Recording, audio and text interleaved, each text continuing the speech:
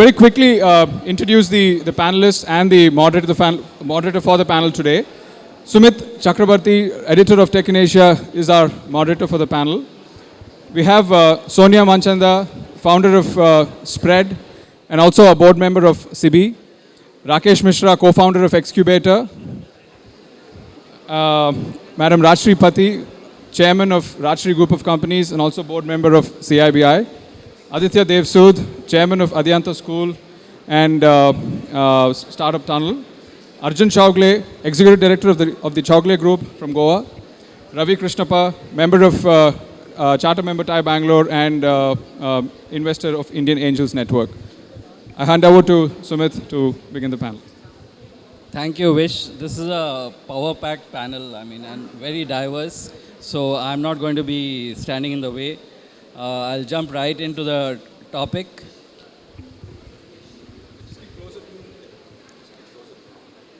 I'll just jump right into the topic.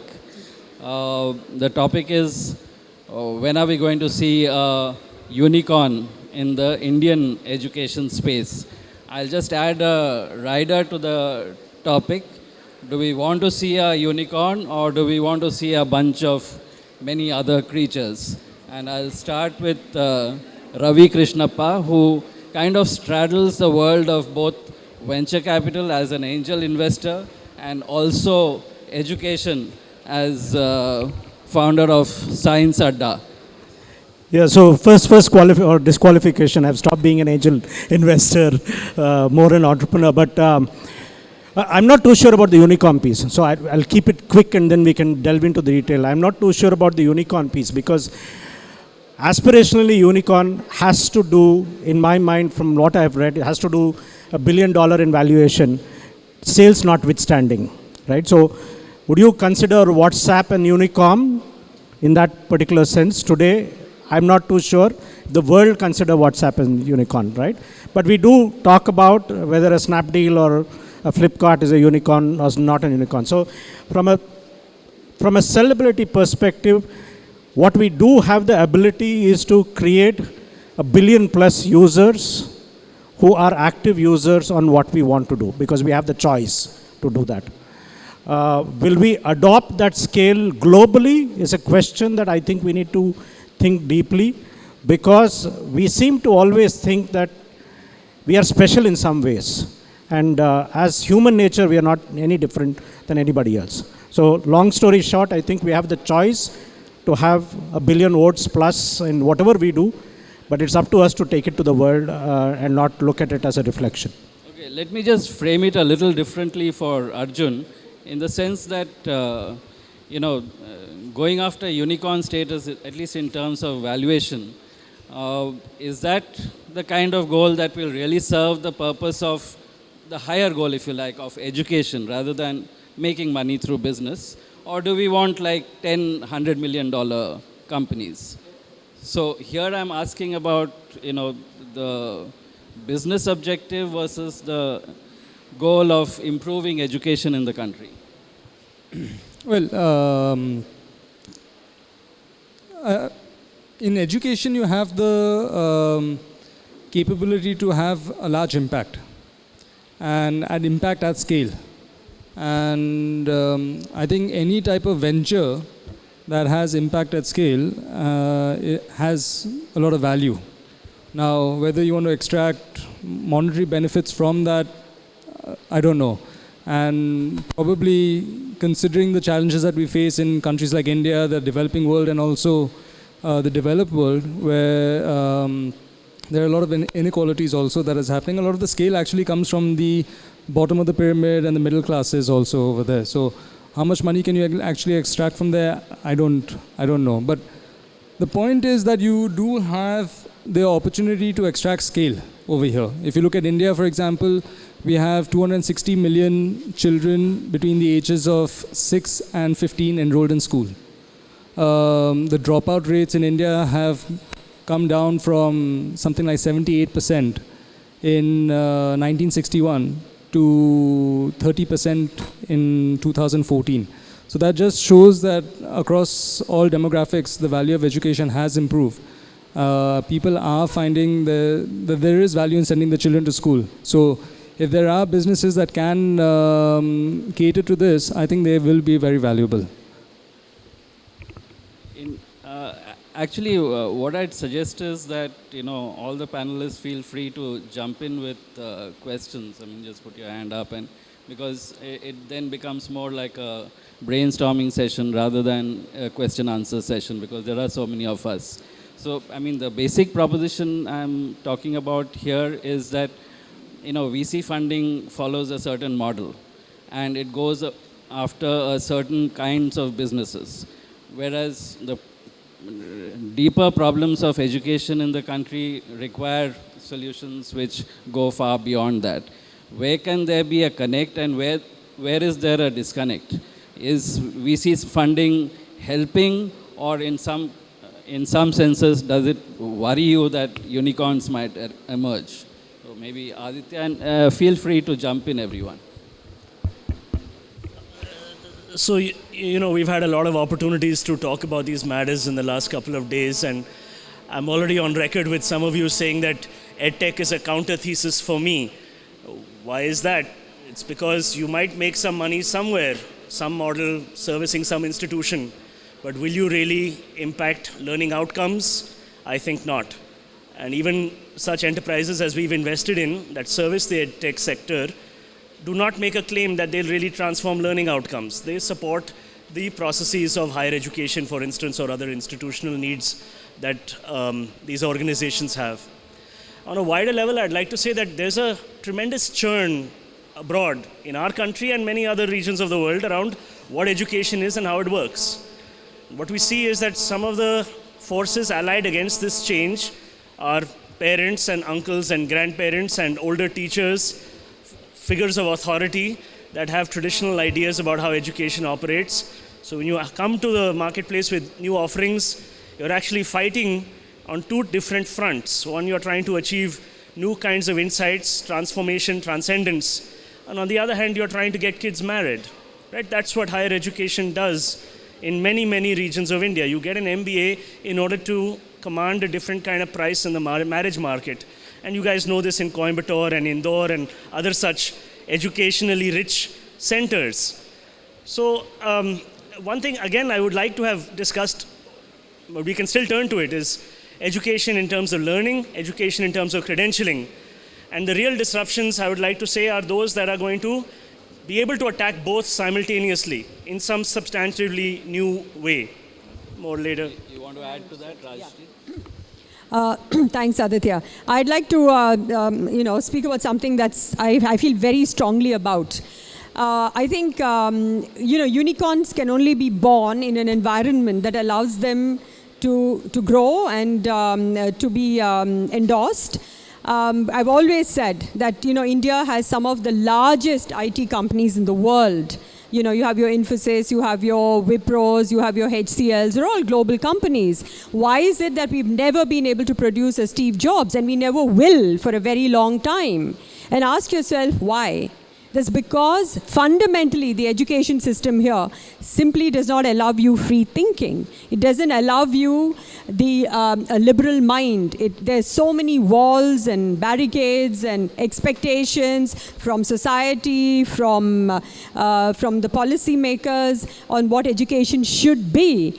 And taking off from where we got our education, which is from the British, the imperial way of education, which continues in India until now, is to train people or educate people to serve, not educate people to be entrepreneurs. We've done very well in spite of this kind of an education. However, it is not adequate. I mean, why is it that most of the startups, you talk about Airbnb, you talk about Uber, why is it they're all in the United States of America? Why are they all in California? Maybe a little bit away, but still in the United States, because that environment respects out-of-the-box thinking, respects failure. There is money, there are funders, there are investors who are willing to invest in an idea. There is an infrastructure for this sort of thing that nurses and nurtures an idea. So therefore, unicorns can only be born in environments with free thinking. Rakesh, I mean, you're an investor, so you probably, but you also Incubator. have Science Mitra or SIDBI Startup Mitra. SIDBI Startup Mitra. So, the views there are different from your, the excubator hat that you wear. How do you look at, funding EdTech startups? I mean, do you look at higher goals or you just stay razor focused on the business goals? So Sumit, I'll put a couple of things on the table when it comes to education startups, per se, right? The challenge that I see, there are two very big challenges that we see when we look at education startup. The first challenge is, as I think in the morning Mr. Gopal, he was pointing, education in its spirit supposed to be a free thing. And that's how I think things are going to happen in future, where the fundamental social force looking at education is still going to expect education, and I'm talking education as what we see as an education, not just trainings. That's to be free. The second issue in the education sector today with the EdTech that we see today is the technologies, the methods, the newer things which are being done today in the market, they are far, far different, and the gap between the education style and the education content that exists in the country, the gap is very big. So the technologies which are coming in, what people are aspiring to break, that is far ahead, and what the base they are using in terms of the education content and education method and framework, which is lagging behind far.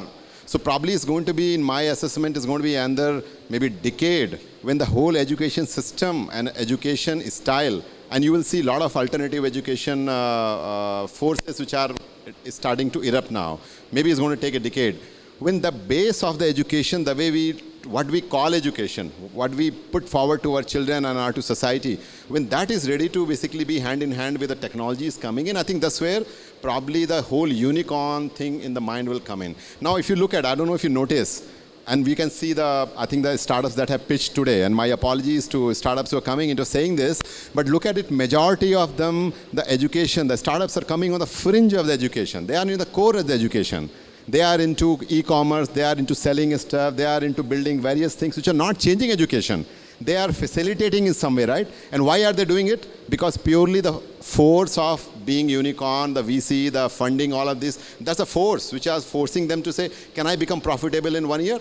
I want to change education. And I can tell you from my experience, I mentor startups who are into education, who start with a lot of aspiration. Within 2 to 3 years, they are on the ground reality. They know I can't sustain, I can't make money, I can't live on this, I can't do a social venture. So let me bring down my goal, ventures, aspiration. Let me sell something. What sells?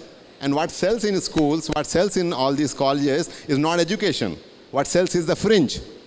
And that's the challenge. When you look at unicorn, has to have very strong alignment to the value proposition, to the commercial side of it. And I don't think today in terms of as a education as a platform and commerce as a backbone in terms of being together, they are aligned. And that's the reason I don't think in a short term for us to create even a unicorn, that's going to be a possibility. That would be my submission on the table on this. So Sonia is an expert on design. So I'm sure you have a perspective on what he's brought up, that the fundamental, what tech can deliver, the thinking about how it can deliver in terms of going mobile, in terms of personal connect, these are shifts in thinking. And I mean, do we see that? What will make us see that? How do you view it? See, now that we have technology, it's very easy for anyone to be able to create something and scale it. You need imagination. Less than money to actually make things happen. One of the issues with education is in this sector, there is a lot of effort versus gain. There's too much effort that needs to be put in. You need to connect, you need to collaborate, you need to bring in new technologies to be able to do something really, really different. Okay, so how many people are putting in that effort that is required to create something of value? So internationally, there are companies that have done that. You have Age of Learning, one startup, for instance, where parents are subscribed, and this is for 2 to 7-year-olds. Parents are subscribing directly because they're constantly making phenomenal curriculum. Then there are companies like Sphero who are teaching programming to kids through an object. very sophisticated, very beautiful ideas that are being developed through a lot of effort. So when you put in a lot of effort, you get the gains, right? The other thing is, within our country itself, the immediate opportunity, and I wouldn't call it the problem. We keep talking about entrepreneurs going and finding problems. Actually, if you're an entrepreneur, you spot opportunities. So there are so many opportunities with education being a gated sector, and education itself wanting to give you new things. For instance, I was talking to a colleague and his daughter who's just graduating. 20 out of 20 kids in her class, 14 want to do design, and 2 want to go into engineering. Are we even prepared? Are we even prepared for these kids? There is additional tutoring that can be offered. There is, all of this can be given through technology. So there are opportunities there. And lastly, are we asking what if, why not? How can we just leap forward? That's what we've done very well. But somewhere we are getting too structured, too rigorous in what we are trying to do. We are not trying to leap forward in our imagination. Frankly, if I ask you, in the learning space, what is the most phenomenal thing that has happened in the last couple of years? Could you tell me one example?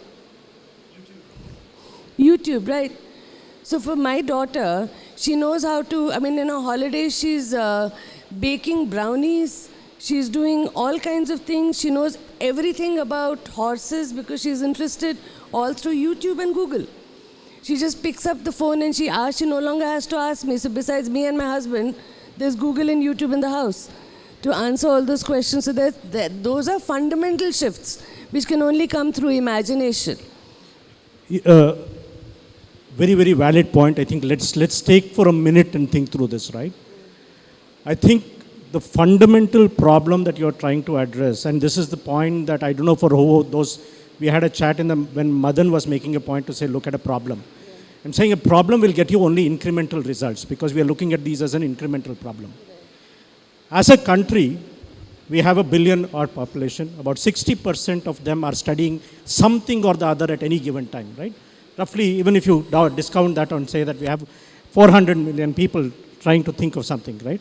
Broadly classified into 3 things. Either I'm learning something because I'm curious about what I want to do. I don't want to be taught. I want to learn at my speed and pace. Unfortunately, what I learn, nobody cares about because all they care about is a certificate issued where I get 78% or 96% or 88%, a number that is assigned by a third party. And all my training is to make sure I get a higher number. Right? So nobody questions or nobody bothers about the question I ask. I'm always tutored with the right answer. That is the root problem where we are afraid to fail. Right? So if you have to build that structure of how we want to fail, let's ask ourselves as parents, would we not compare our children when they come back and ask one question? If I want to change one thing in the nation today, I want to stop a parent from asking a child, how much did you score? Because that is the root cause of a structural piece that you're trying to build, right? So let's talk about learning that you would come as an outcome. The second thing is people are doing this because they want to apply this skill to get productive. We don't have efficiency, productivity, skills attainment as a goal in anything that we set. Our attainment of skill is only of 2 kinds.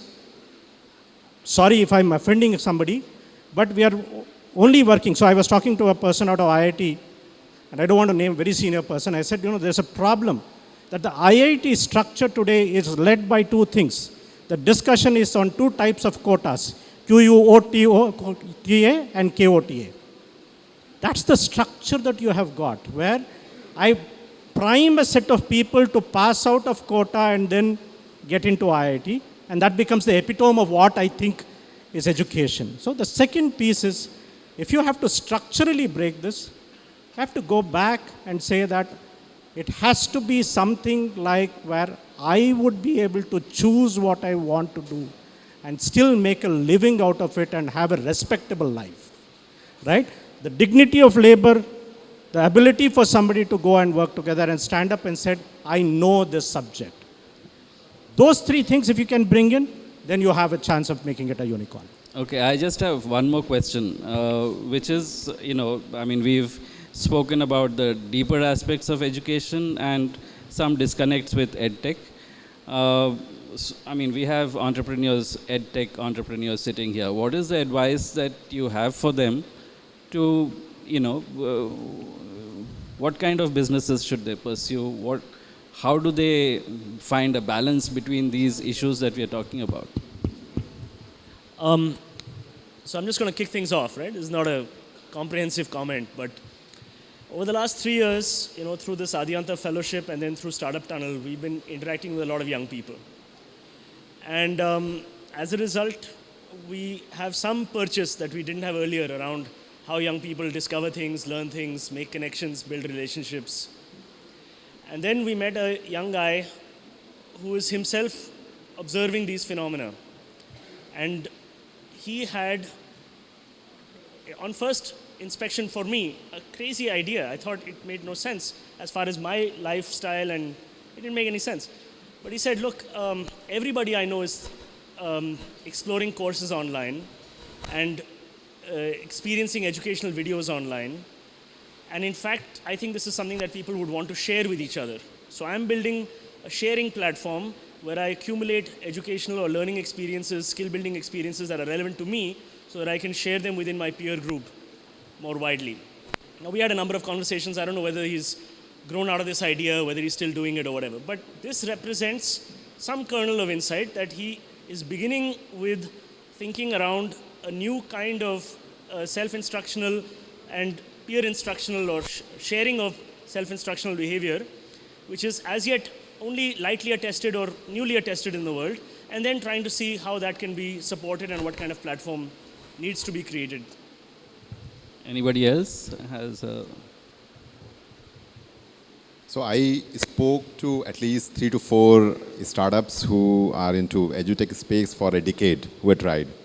And one question I asked them, saying, if you were to sum up your learning and trying to make a business in this area, how would you do that, right? So they told me there are 3 realities you should understand in this business. One, no child is interested in learning. Let me say the learning the way we say today, not really core learning. Education as a study, right? No child is interested in spending time in education. You would go to school, no teacher is interested in spending more time in that, right? If you go and tell a teacher, you got to spend now 15 more minutes to fill up this data and put up this beautiful information, and then the graph will come and suddenly your kids are going to be all artificially intelligent because now I know more about them. No teacher is interested in spending more time. They have to finish up their schedule by 4 o'clock, they have to catch bus or their bike, and they have to go home. And the third reality which you spoke about, that education fundamentally will become a free thing, right? Now, if these 3 things you keep in mind when you're creating a new startup, I think first thing that you, in my mind, they should do, get out this whole unicorn or this whole VC, and that if you want to be in education, at least for next 10 years, do not get into that race. So I think in the morning, in some of the keynote speeches we heard, get in only if you have a passion in this. You believe in it. You want to change. It will take time. Nothing will happen in a month, year, 2 year, 3 year. Nothing will happen. You got to stay to it. And hence, I think one of the points that you mentioned, doing well while doing good. So that's where you look at it. So when you are building, you may not be turning out to be a 100 crore business. That's absolutely okay. Absolutely okay. Can you build 5 crore business, good profit margins where you can survive, don't have to take a begging bowl and stand in front of somebody that I have to survive for next 2 years, give me money. That's absolutely fine. Build a good business which is able to create impact. You can go slow, that's absolutely fine. Over a period of time, there are a lot of changes going to happen in this country where you will have opportunity if you build a good base and you learned about the education ecosystem. You will have to get a good play in future. It may not happen immediately. VC model won't support that, right? No, today, I do not really see, I'll tell you, look at all unicorns which are being created. One fundamental thing where I see, there is an ecosystem to take businesses to all the stakeholders, right? So today, all the friends who I know, my batchmates who are running educational startups, struggling. They make money. But you know what's their number one challenge is? The guy has to create the product, he has to sell it, he has to support it. There is no ecosystem available for him today, ready-made ecosystem, where he can reach out to these schools, get the entire support provided, because that's how these are all isolated things. You might have 1,000 schools in India, but they're all disconnected. There is no platform today where you are able to connect to all these schools to make your sales. So the basic ecosystem that is required to make your e-commerce or your commerce to work to unicorn level, that does not exist in education sector. So every entrepreneur which is into the education sector is of his own. So you can survive only as much what you can do yourself. So some of them may be lucky, and we have seen, I think in the last 1 decade, the funding that came into education sector, some of them multi-million-dollar funding, but they did not succeed, didn't go anywhere. So pretty much I think with that aspiration that you want to be a billion-dollar company or whatever, I think a lot more frustration is going to come in. But if you know that my goal is to create a good company, I want to create a good organization, I want to create a good business, the chances that you will succeed in a longer term are far more than if you run the race in terms of become a VC funded and unicorn business in that. While we talk about education has to be free, that's true not just of education, that's a thought even for the medical sector. Right? And let's take a leap out of the healthcare sector. For some reason, we don't seem to apply the same policies and rule when it comes to education when we compare the medical sector. I'll give you an example, right? What is very accepted in the healthcare sector is what I call as the offset model. That means you go check yourself into a hotel, into a hospital, based on the grade of what room you select. If it's an AC room and you can afford it, you get charged. All other charges are related to an affordability that is indexed based on the kind of room that you select.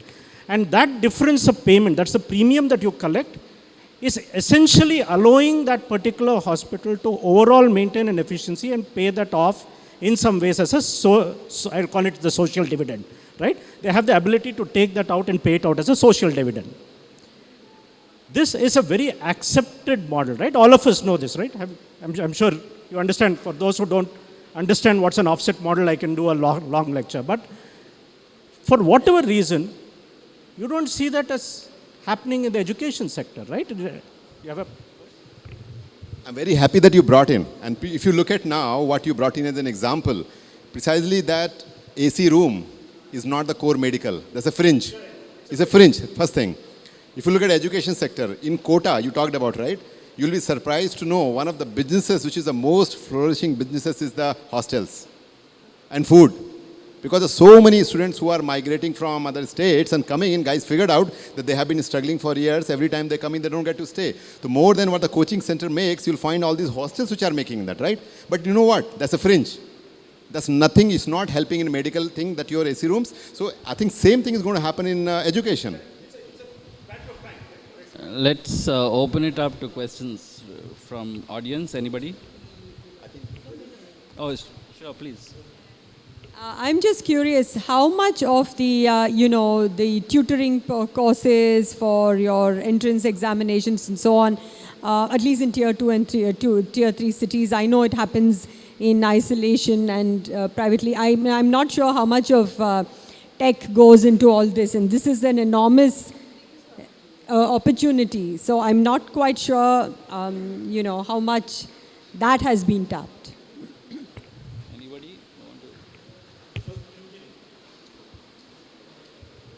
So the two biggest, and I'm giving it based on the last 10 years that I've spent in the education piece.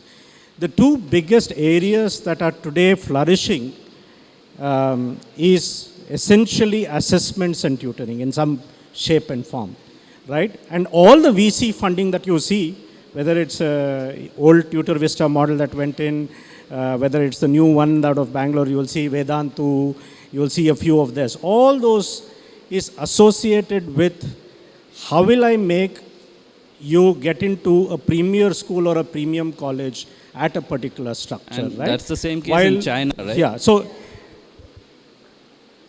go back and ask, has that been there? Ever since I was a kid, I was told that if you can't afford brilliance and you didn't take brilliance tutorial in those days, there's no way you would make an IIT. And for me, that's not even an aspirational piece. So it didn't matter. So the sector has always persisted, right? But for a country of our size, to your point, and how do we fundamentally change it? The problem is that we can't change it by keeping our metric the same. And I'll give you an example. Delhi University has X number of people who come into science part as part of BSc. That means you are 12th pass and you have to go to Delhi University. DU University, BSc Science is a very highly rated piece, sought after, after the engineering piece. Last year, and there are 160 odd common entrance seats which are general quota, right? Not the other one. Any guess on what was the cutoff percentage last year for DU Science? 100%, absolutely. In a country where we have 600 million people studying, our premier institution says anything that you do 1 mark less, either because my handwriting is not understood, either because something has happened, you have lost the structure. That privilege is what you are paying for. You are not paying for education, mind you, are paying for essentially the privilege to be recognized as the top 100% to get in. That is a piece that, why are we, some of us are so passionate about this is, if we don't change that, we in India are facing a social backlash. And the social backlash will be far bigger, far wider than what we have seen as a poverty or a quota structure. Because that is going to separate the haves and the have-nots. Right? What digital divide are you talking about when I don't know what my future is? Because I've not got X percentage class in 7th standard, right? That's the digital divide you're going to create. You're going to create an educational divide that is so massive that you wouldn't know what to do. Audience questions? Anybody? So, can I provoke you guys? Because you are all very comfortable. No, you are not. No. Okay, VC and all, keep it off the lid for the few minutes. Think of a structure, demolish the existing structure. He had, let's say, I'll discount the third point, I'll take two points from you. Teachers are not interested in teaching, children are not interested in learning. Okay? Teachers are not respected. The structure is crumbling. Okay? Take this as the base. You guys are worth at least 10,000 crores here. I'll take Gopal into the same. So, okay, there's a lot of money. Put 100 crores in. Forget the VC model for the next 2 years. Show this world that we can build an alternate structure, which is based on a kind of love where the child likes to learn, a kind of respect the teacher gets, deserves, what we call the Finnish kind of stuff. Create a more a system based on relationship, what we guys call a post-buying behavior of there. Put 100 crores in this business, show that we can have an alternate structure that can work. Let it be in Coimbatore. Okay, put the money where the mouth is, and let us show this bloody world that we can create a system. See, what has happened is, all the Kumaragurus around here, all the Mahalingams around here have bought the structure. I'm asking you to demolish the structure. Work another structure which can make a difference here. See, I agree, you're saying there's going to be a social renaissance here. It's around the corner. Assume that it is around the corner. Come on, man. This is a time for us not to talk. It's time to act. Create a system. Jiddu Krishnamurti tried to talk about it. No, it's time we make this happen. And I agree. I mean, the TVS family has put in a lot of effort the last 40 years. They put a lot of effort. Now, it's time to renew that. Put 100 crores into a structure which probably goes to the rural India, uses the YouTube, whatever it is. But demolish the current stupid structure that we are sitting on. It is not worth the weight that it is sitting on. So, I want to make a partial response. Of course, you'll have to make your own. So, it seems to me that the guys who are going to really be able to work it through are 24-year-olds who will have to spend some time, in the desert till they achieve certain insights and struggle and arrive at a new kind of proposition, which allows some of the new media possibilities to be incorporated into their kind of, educational, pedagogic kind of thesis or vision. There's too many different forces, I feel, that are carrying us along, like a wave, which we're all struggling to kind of process and internalize. I mean, one among them is the liberalization of education in the first place, which has created superabundance of higher education, which means in some ways that I really wonder whether I can agree with you entirely that there is that scarcity. There is that scarcity in premium environments. I'm talking only about K-12, right? So that's all state subject. Up to 12 standard, up to 10 standard in across the country, the primary first to 10 is a state subject. It's not central. Okay, but in K to 12, there is near monopoly, and you have 95% of the kids actually in there studying rubbish, which they weren't doing 10 years ago. They weren't even inside the classrooms. So our revolution in the last 10 years has been get the kids into the classroom. Our challenge now is to make sure that something good is happening inside those classrooms. So anyway, too wide a debate if we're going to talk about K-12 as well as higher education and so forth.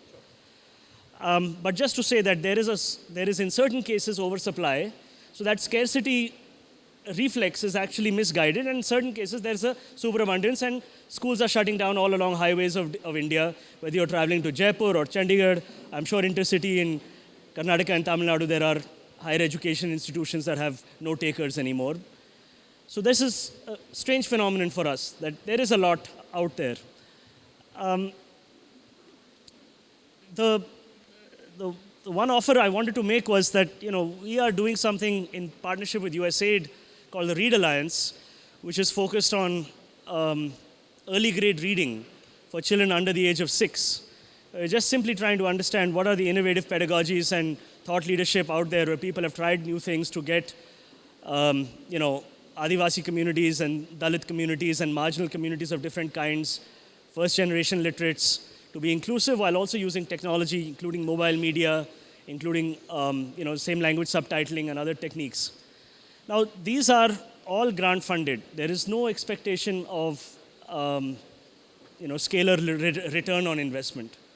So to that extent, this invitation or this challenge is right, that a lot of different experiments need to be funded so that we can discover some of those visionaries who are going to actually have a chance. Yeah, so, Kanan, I think absolutely it's something that all of us have to go back and work through. There is, I don't want to paint a very bleak picture. So let me talk about two things that I think are changing, right? It's not true, in some ways it's not true. I disagree that all children don't want to learn.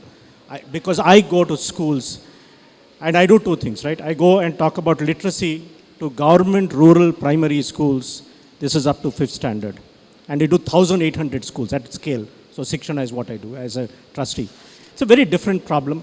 They would love to do this, but their reason for doing is again aspirational. They want to be able to communicate. They want to have the respect in that particular sense. As you get outside of that piece, right, then you talk about why do I need to go and figure a particular language? Or why do, outside of the language and the basic maths and the science pieces that we talked about, we have to come up with a paradigm where I enhance your learning. And what we are doing for that, and I'm happy to take anybody who can come in and help towards that, is we want to create something called a curiosity quotient. The reason is there is an IQ. I know I can measure it with an aptitude. There is an EQ. I know I can sense what is an emotional quotient. We as a nation can create this, which is a curiosity quotient, because a learning individual today has an opportunity to go and learn by using YouTube, by using Wiki. So content is abundant, right? But I should know where to go and look for and what is that innate inquiry process that I have to build. So if anybody can help in creating the curiosity quotient, I'd love to work with that.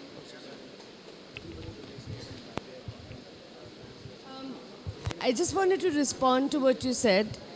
I don't think it's money alone that's going to make a difference. I'll tell you about a little experiment or something we've been working on, and a lot of depth work has been done here. With an educator, we've actually introduced in the PU curriculum, which you can't change, what we've tried to do and done successfully is introduce design thinking into physics, chemistry, maths, bio. And the feedback from parents is, when it comes to PU, I'm sending my child to a Marx factory. Okay, I just want them to cram, I want them to remember, and I want them to pass. So overall, I think that we need to all work together to create a mindset shift. So even like Aditya was mentioning earlier, should startups just be making boxes, or do we need to put in far more thought into how can we change learning? So it's not going to be money alone, it's a fundamental mindset shift that has to go from source, which is, when you're sending kids to school and actually killing their creativity and their imagination, to at the higher levels when we expect them to only aspire for the IITs. Overall, a mindset shift is required, and of course, energy is required from all the young people in this room and across, and the funds are required, but it has to all work together, and I don't think it'll happen overnight, but that's like a goal to work towards.